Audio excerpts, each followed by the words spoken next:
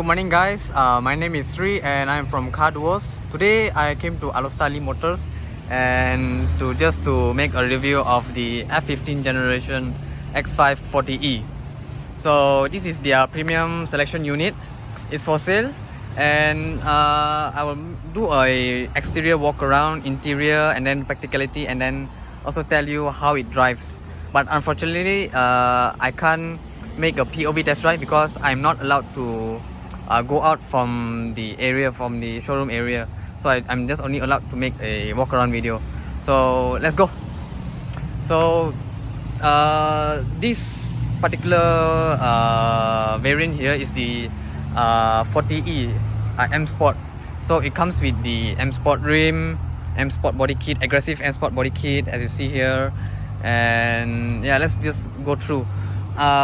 For the headlights, you get the adaptive headlights, adaptive LED. Everything's LED, your signal, your headlights, and then you get a fog lamp, front fog lamp. And in front here you have your, this thing's blocked off. And then but here you have a channel to let air pass through so that it goes around the tire, so to improve aerodynamics. And also another part, a vent here, as you can see, for also aiding for aerodynamics, just to let air pass through. So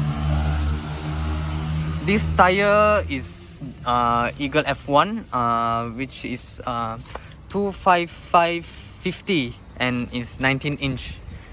It looks good. Back then when it first come out, I not really liked it, but sooner I get used to it, and then I get, prefer this tire than the and then the other variant of the F15, right? So in front is 255 and the back is 285/45, and then these are the round flats. And for the suspension setup, the front is double wishbone, and then the rear is a multi-link with an air suspension. So this gives a more comfortable ride, a more wafty when you're going on a highway. So it's very comfortable. So, and then this is the plug-in hybrid, right? So you get your, why I can't open up? Why I can't open up, huh?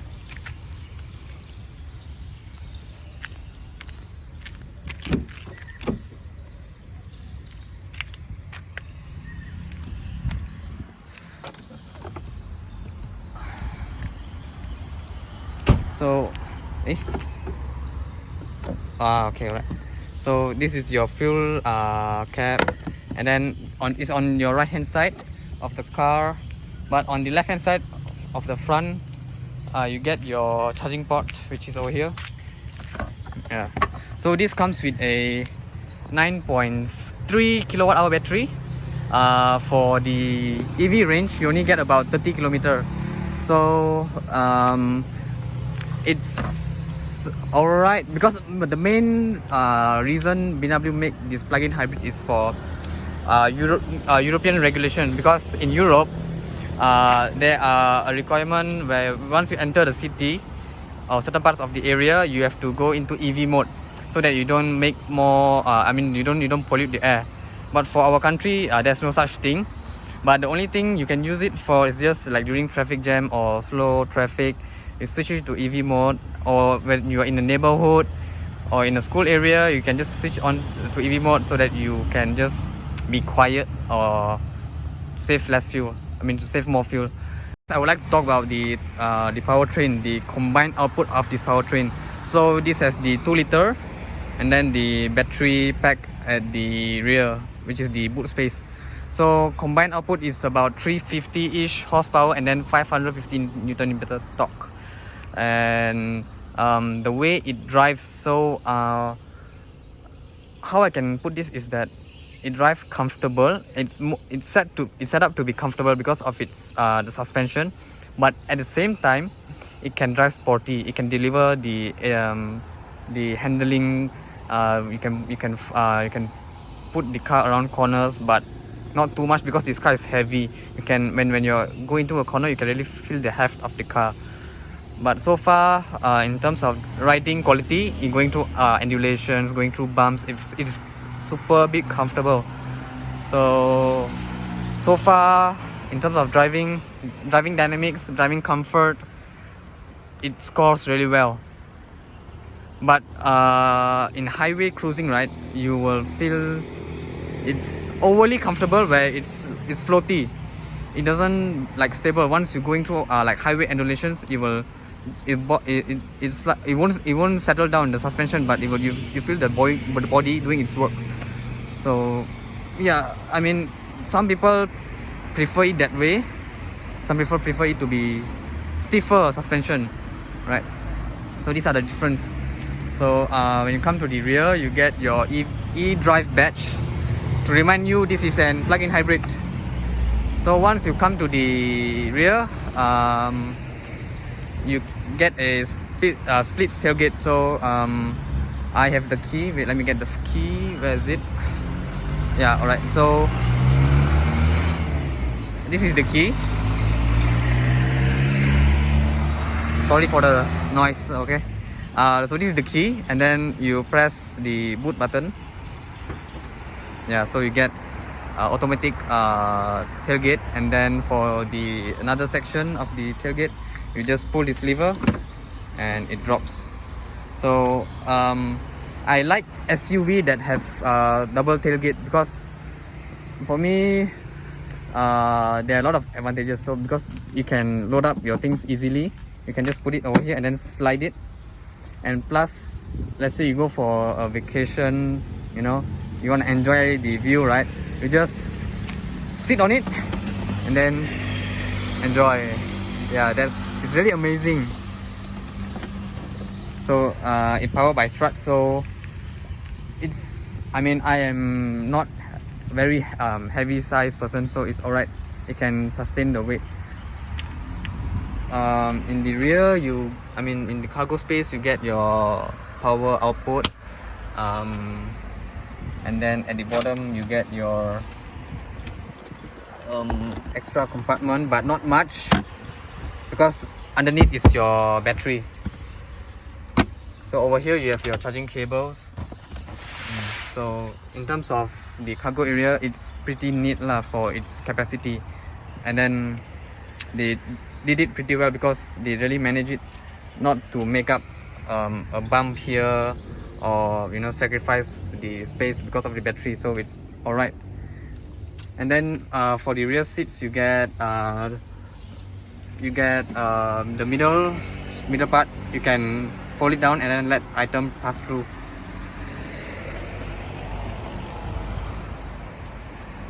So to close this boot, you have to close the lower part first, lift it, and then shut it. And then you can use the button over here. For this button, you just close it, but for this, close and then it locks. So yeah.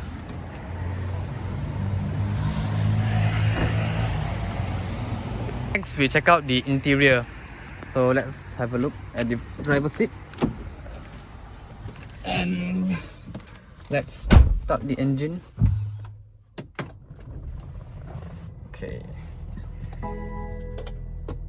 So yeah, you get a lot of messages because there's very less fuel, and then your battery is literally at 0%. So okay, let's go through from the interior. In terms, once I got into the seat, this is the Dakota leather. For the dashboard, the curve, the leather is pretty hard. Yeah, it's hard, but at the door side, yeah, it's alright. It's soft and plush. And here, okay. This part is harder than this part. Yeah, this part is hard. I mean, this is the harder. and then this is soft plush. So there's different grade of leather quality, I mean in terms of the plushness. The seat is alright. You can able to extend your thigh support. In terms of the seat,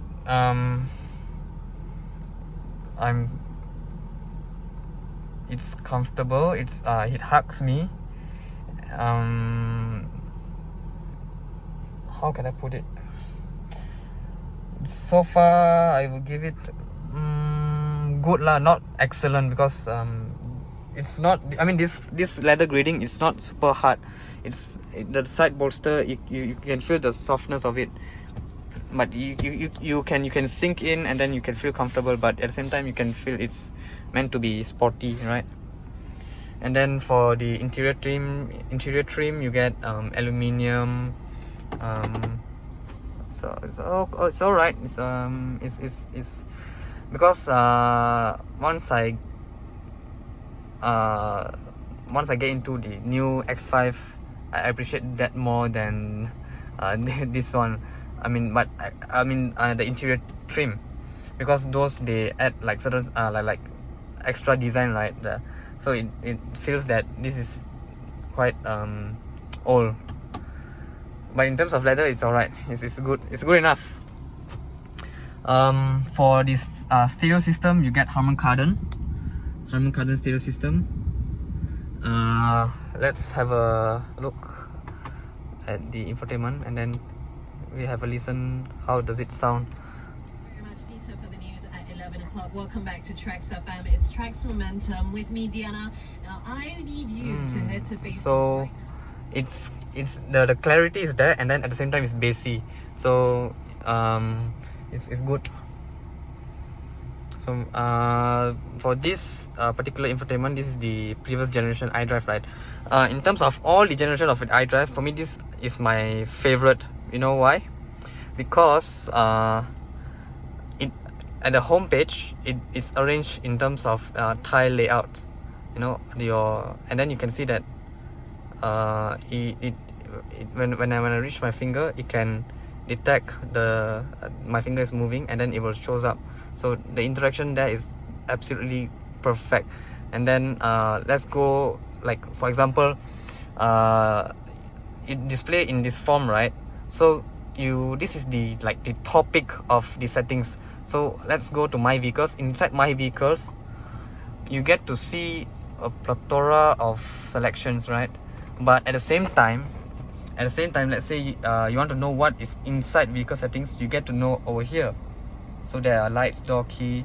You just don't have to go another step in just to have a look what are inside of the settings. So you can just have a glance what's inside, and then you just go through.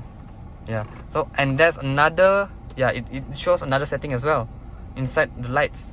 So it's very convenient with having by first glance, you already know what would be inside of another menu and another menu. So this is perfect for the way they set up their user interface. So yeah, so far I prefer this one than the current generation iDrive. So next, let's go through. You get M Sport steering wheel. In terms of the steering, it's easy to maneuver. So far it's the feeling you get when turning the car or driving into the corner, you can get absolutely feel from its steering.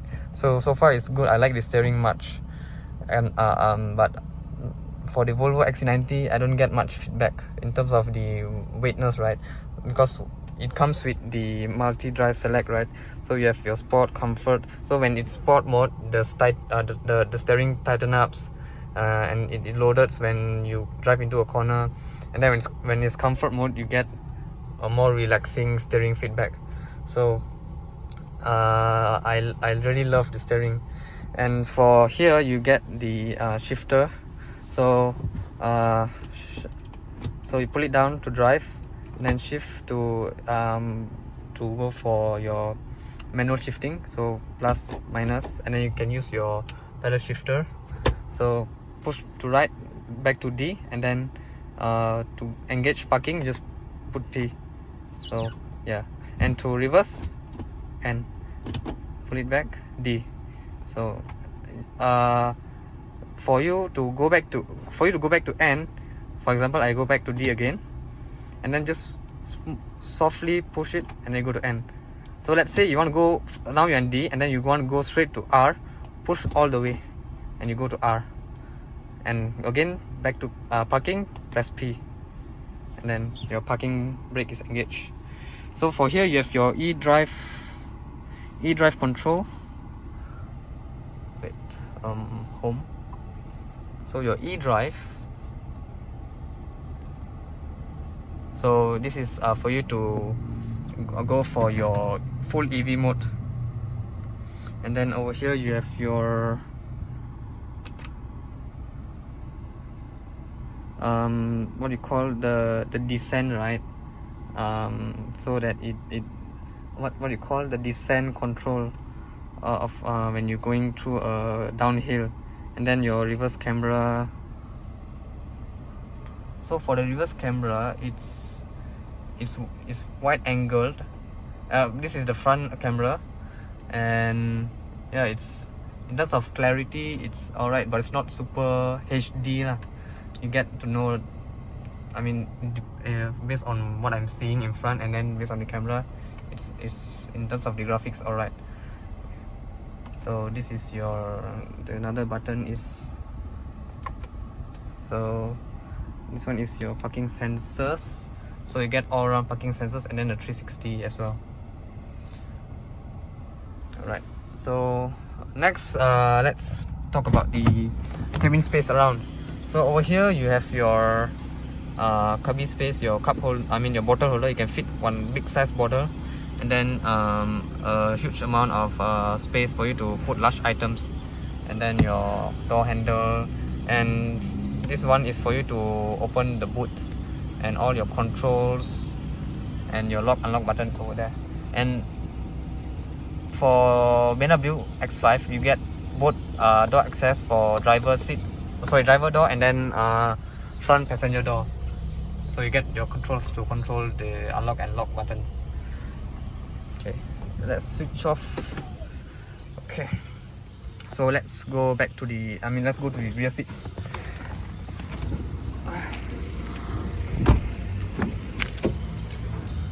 Okay, so coming to the rear seat, the recline position of the seat, it's alright. It's not straight up.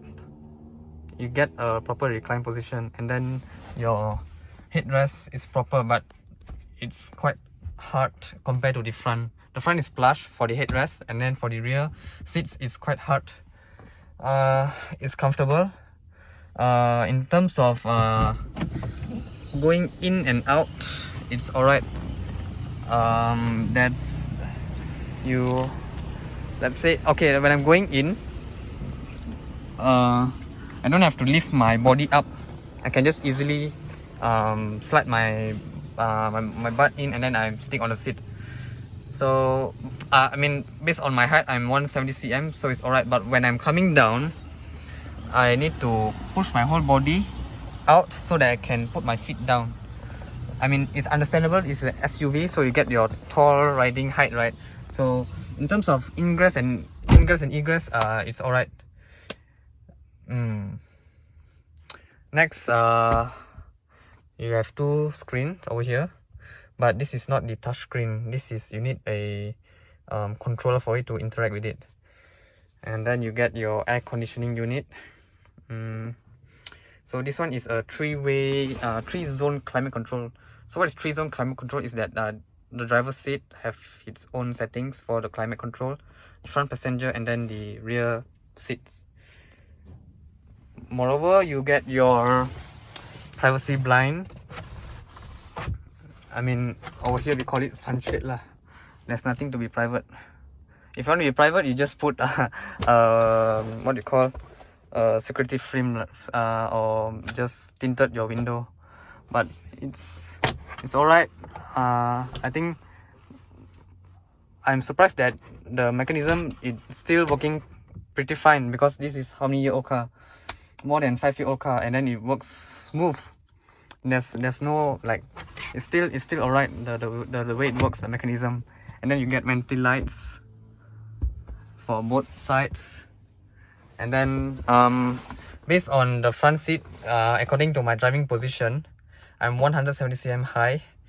In terms of legroom, I get about this much, and then in terms of headroom, because I'm sitting directly above this part, so in terms of my headroom, I get about this much. So let's say if I sit in the middle seat, because of its panoramic, no, not the panoramic roof, because the panoramic roof extends until here, and my head is here. So let's say I'm sitting in the middle row, I get about almost same, nearly same. But the panoramic roof is, for its size, it could be extend all the way to up lah. But it's considered medium size panoramic roof. Okay, yeah, for the middle section, you get a small hump lah, but not, and it's alright, it's fine, it's okay, it's good. I can put my feet in between and then can rest comfortably. So in terms of rear seats, practicality, you get your cup holder and then space, and then your airplane style pocket, another cup holder in the middle, push, and then you get two. But the mechanism doesn't feel solid enough. Yeah, it's alright, small complaints. And then you get 3-way loading. Pull this, and then you can slide your item pass through here. So practicality wise, it scores good and well. Yeah, so you get in terms of your what you call visibility, you get great visibility because of the window is pretty huge, and then you get another window at the C pillar. So yeah, that's it from the rear seat. And yeah, so far I like the interior. For the interior layout, right, I prefer this over the XC90, because the XC90 it uses a touchscreen in the middle. That's not really what I really like. Rather than a small tablet in the top top part of the dashboard, I like that because that gives a sense of premium. But in terms of interior quality, XC90 scores better than this, because that use high grade of leather, very plush. The interior wood trimming is much better than this X5. Yeah, so far both have its pros and cons. So I really like what I'm touching. I like really what I'm sitting on it. I feel comfortable yet sporty, and so far everything, it's a good car. It's a good family car. So after driving it, I mean, I didn't get to drive this particular unit. I get to test drive 2 weeks ago, another X5, same plug-in hybrid. For me, the drive, because of its suspension setup, it meant to be drive comfortably, but yet at the same time it can be sporty as well. Once you push the sports button, it just goes. And plus it's a plug-in hybrid, right? So when you're at a stop still, and then when you want to launch the car, you get that instant torque, and then the engine power comes in just to give the extra boost. So for the power, it's excellent. The power delivery and the way the car communicates between the battery and then the engine power is perfect. So far I like what I'm driving, I like what I'm sitting on it. So yeah, it's a great car. So if you really consider buying a used X5, F15, you can just come by to Alor Lee Motors and check out this particular unit. So for the mileage the current mileage now it's about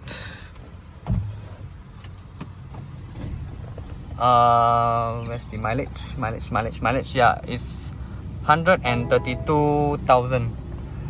So yeah, if you want, you can get a pretty much bargain from this car. So if you're interested of this model, feel free to come by to Alor Setar and have a look.